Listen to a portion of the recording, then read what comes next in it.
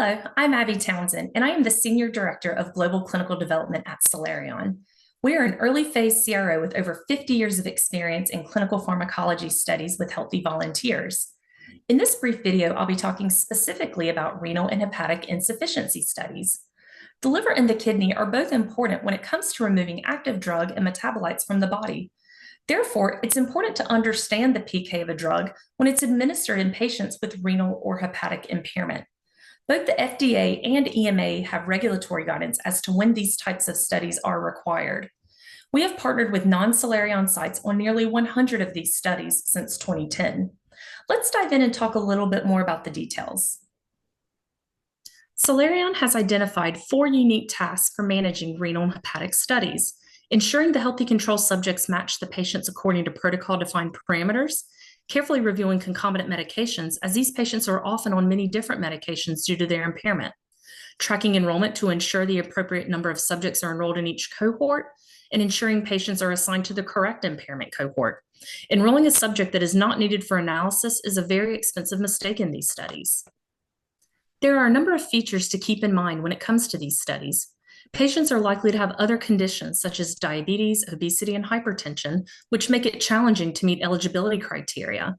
Due to these conditions, you have to consider other drugs these patients are taking to avoid prohibited medications.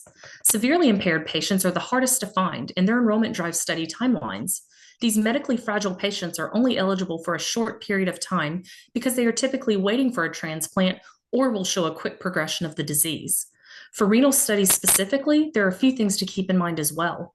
Finding healthy match older subjects that meet healthy normal parameters can be challenging. Renal impairment classification differs between FDA and EMA guidance, so that's important to consider when designing your protocol in order to meet proper authority requirements. And different classification formulas have pros and cons.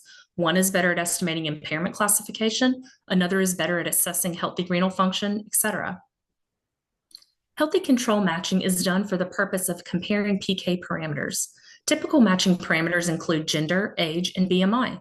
There are 2 primary matching strategies: one-to-one matching and mean matching, but more often than not, a hybrid matching design is utilized. Celerion scientists design studies that optimize the number of subjects, samples, and assessments to meet the needs of the study. The same team of scientists apply knowledge of the drug across all studies when performing conduct and analysis. This allows Celerion to create efficient and cost-effective packages of studies that form the basis for specific labeling claims in drug applications.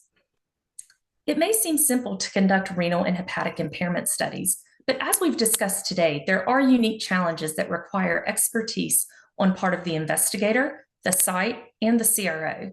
Celerion is well positioned, both with experience and partnerships with world-renowned investigators, to deliver successful renal and hepatic impairment studies. I hope you found this video helpful and informative. Please reach out to Celerion for more information.